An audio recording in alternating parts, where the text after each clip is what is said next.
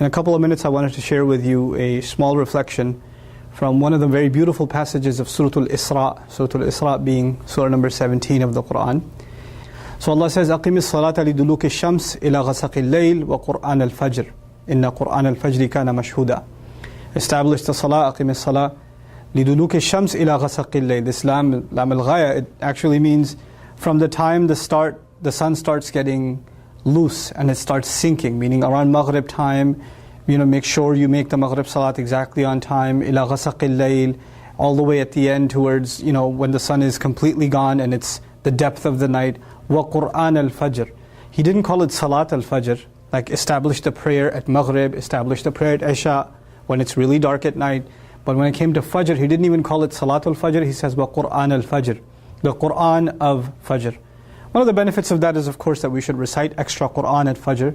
But there's something special about me as a person, me as a Muslim, developing a relationship with the Qur'an, especially at Fajr. And so the advice I give myself, and the advice I'm sharing with all of you, is that if you can make Fajr an institution in your life, set time aside for making good Fajr Salat. Young men that are listening to this, go make Salat at the masjid. And the days that you do and you sit there and you recite Qur'an a little bit, if you can dedicate that time and make that a time in your life, then you will notice the spiritual benefits and the worldly benefits of doing that immediately. Inna Qur'an al-Fajri kana mashhuda.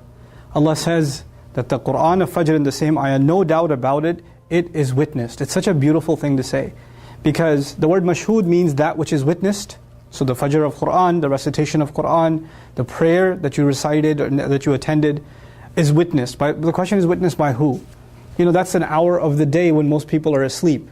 And so even if somebody's walking to the prayer, driving to the prayer, nobody sees them. But Allah says that's the time that is mashhud. Usually things that are mashhud, things that are witnessed, are the middle of the day.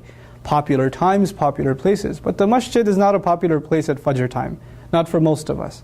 The salat is not a popular time for most of us. It's not when you see a lot of people around you. But Allah says, no doubt about it, it is witnessed. The question is then, witnessed by who? Not by other people that are sleeping, not by the people of ghafla, the people of heedlessness, the people of sleep, but rather by the angels that are recording our deeds.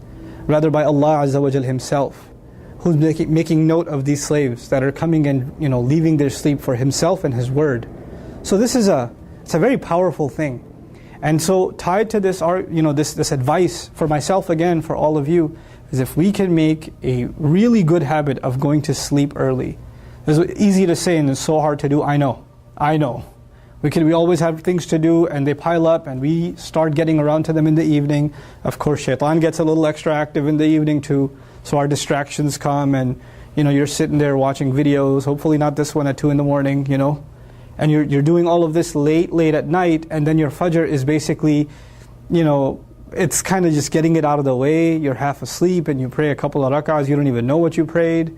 Your wudu was when you were half asleep, your prayer was when you were half asleep, and you go about your day. If you wake up, if you're among those who wake up.